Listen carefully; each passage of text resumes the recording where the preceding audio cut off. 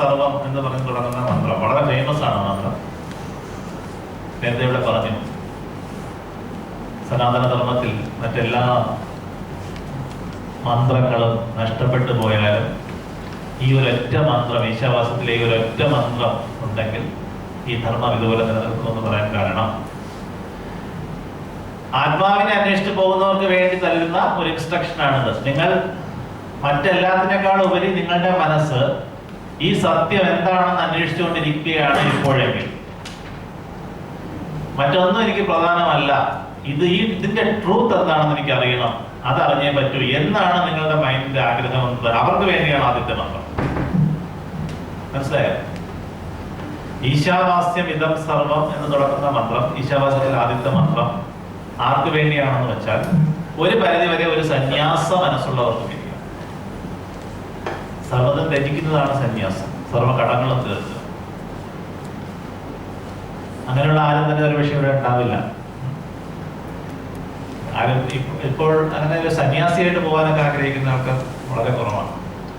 നമ്മുടെ പിന്നെ പരമ്പരാഗതമായ ആചാരം അനുസരിച്ചാണെങ്കിൽ സന്യാസത്തിന് മുമ്പേ സ്വന്തം പിണ്ടം വയ്ക്കണം, അല്ലേ?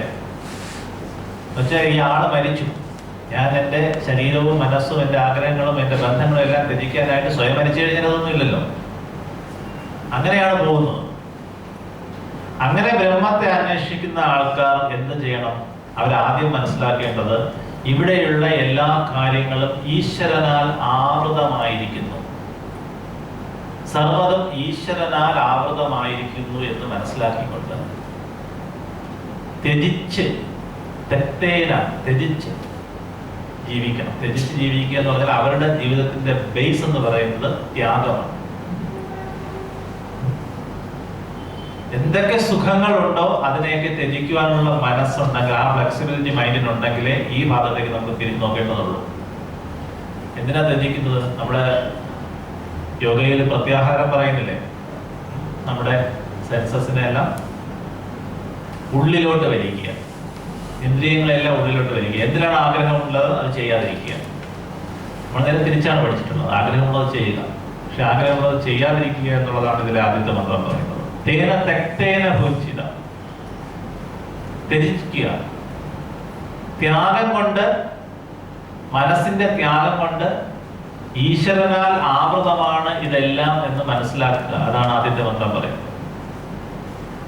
അടുത്ത് ധനത്തിൽ മോഹം പാടില്ല എന്ന് വളരെ സിമ്പിളായിട്ട് പറയുന്നു. ഈ ധനത്തിൽ നമ്മൾ മോഹിക്കരുത്, കാരണം ധനം എന്ന് പറയുന്നത് നമ്മുടേതല്ല എന്ന് പറഞ്ഞാണ് ആ മന്ത്രം അവസാനിക്കുന്നത്. പക്ഷെ ഇവിടെ ഈ ധനം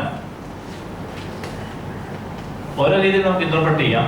എനിക്ക് തോന്നിയിട്ടുള്ളത് മറ്റൊരാളുടെ ധനം ആഗ്രഹിക്കരുത് എന്ന് ഈശാവാസ്യത്തിലെ ആദ്യത്തെ മന്ത്രത്തിൽ പറയുന്നത് മറ്റൊരാളുടെ ജീവിതത്തെ അനുകരിക്കരുത് എന്നാണെന്നാണ് എനിക്ക് മനസ്സിലാക്കാൻ സാധിച്ചിട്ടുള്ളത്. ഈ ധനം എന്ന് പറയുന്നത് ജീവിതം തന്നെയാണ്. ആ മറ്റൊരാളുടെ ജീവിതത്തെ അനുകരിച്ചാൽ താങ്കൾ അവിടെ എത്തുകയുമില്ല, താങ്കളുടെ വ്യക്തിത്വം നഷ്ടപ്പെടുകയും ചെയ്യും. അത് ഭ്രമമാണ്, ഇൻഫാക്ച്വേഷനാണ്. ആത്മീയതയിൽ വരുന്നവർക്ക് ഒരു വലിയ വാർണിംഗ് ആണത്. മറ്റൊരാളിപ്പോൾ സന്യാസിയെ വലിയ രീതിയിൽ വളരെ ഹാപ്പിയായി ജീവിക്കുന്നു, അതുകൊണ്ട് ഞാനും അങ്ങനെ ജീവിച്ചു കളയാം, അതാണ് നിങ്ങളുടെ പ്രചോദനമെങ്കിൽ,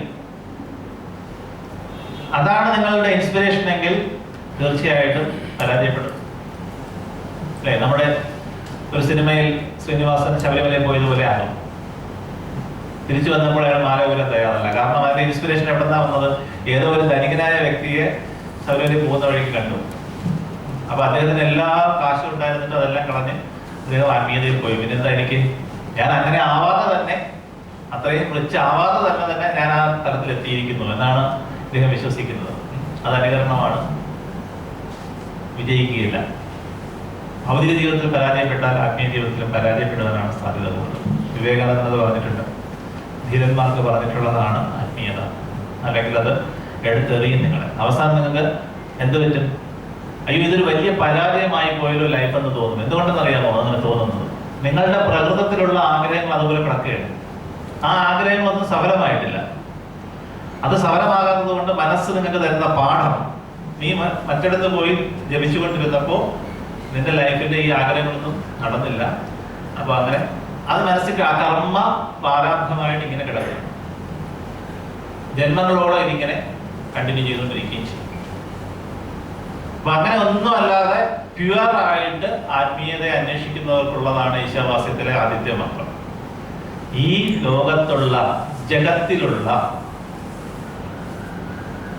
എല്ലാം, ജഗത്തിലുള്ള ചലിക്കുന്ന ഇളകുന്ന എല്ലാ കാര്യങ്ങളും, അത് മനുഷ്യനായിക്കോട്ടെ വസ്തു കാറ്റായിക്കോട്ടെ എന്തായിക്കോട്ടെ, ചലിക്കുന്ന എല്ലാം തന്നെ ഈശ്വരനാൽ ആവൃതപ്പെട്ടിരിക്കുന്നു, കവർ ചെയ്യപ്പെട്ടിരിക്കുന്നു.